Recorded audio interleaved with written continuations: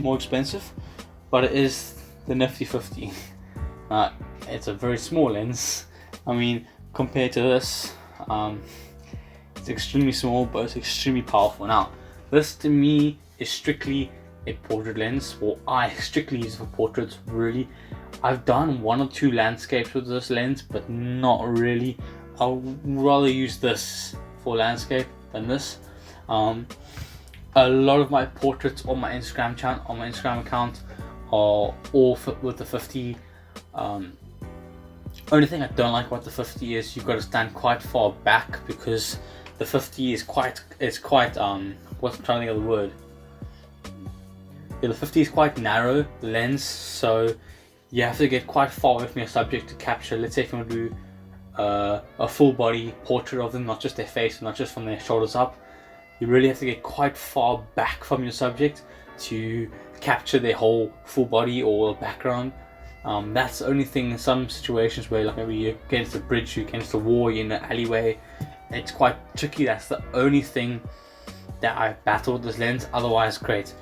I haven't done low light in this lens either, to be honest.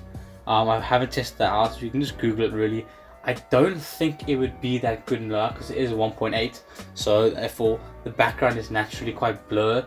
So for light, it wouldn't really work. It would all come out grainy, stuff like that. I'll definitely do a video on testing this out in low light, because I'm actually quite curious now to see how well it is in low light. But again, this, I don't think you'll ever get this lens with Canon kits, because of it's just not a lens that comes with cameras. This you have to buy externally, and I think it's £100. I think they're actually not that expensive for this. It's a very small lens, but again, like I said, it's very powerful. Personally, from my experience, I recommend you strictly use this for portraits. Really, bits of landscape, then I would again rather use this for landscape, because it's just got that much wider field and that deeper aperture, so you can really either get that blurred out background you want, or you can completely have the whole background in focus. Where this lens, you can't have as much control. Where the 18-55, you have a lot more control of how blurred out your background is, so you have a lot more control on how you want to get your photo to look. Where this is a little bit more limited, and again, like I say, that depth, you have to really get quite far back from your subject to capture a lot into the frame, which isn't a major problem, I guess, but it depends. If obviously if you're working in narrow areas, yeah, let's go stand across the room just to capture something. Okay, so now I'm going to talk about all the lenses when it comes to video. So now I did all photography, now I'm doing videography stuff. Again, have you seen my last video on this lens? I just uploaded last week. This lens I'm filming on right now. I have 2 of these because I have 2 bodies. That one I'm filming on right now is a new stabilized version. This is the old one, so it's got no stabilized mode, where that one does.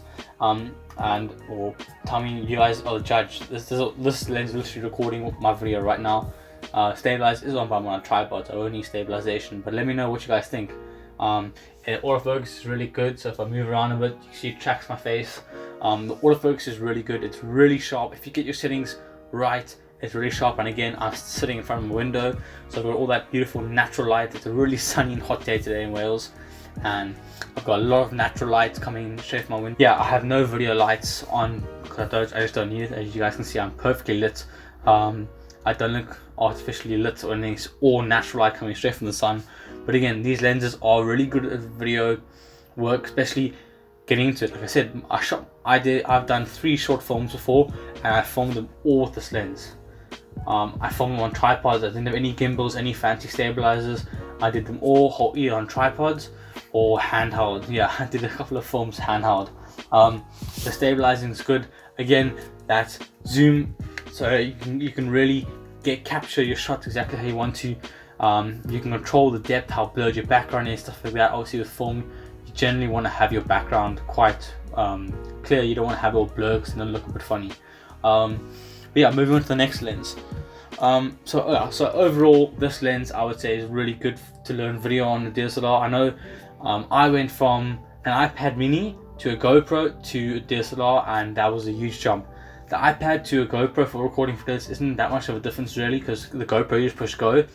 But coming up to DSLR from a GoPro to record video was quite tricky, and I'll definitely do a video on my whole journey and stuff like that, because that was quite a lot of getting used to. these cameras were doing video. If you do fully automatic, these cameras were doing manual. To do manual like video, to set up all your settings, it takes a while to get the right shots. Obviously, every time you change angle of the let's say if the sun's behind me over here and I'm shooting this way, the settings will be one. But if I'm facing that way now, the light's hitting the subject from the side, you'll need to change my settings again. If I'm facing into the sun, I need to change my settings again. So with video, it's a lot more. That's why films take a lot more time to come out. There's a lot more fidgety with the lenses, the lights, the editing, stuff like that.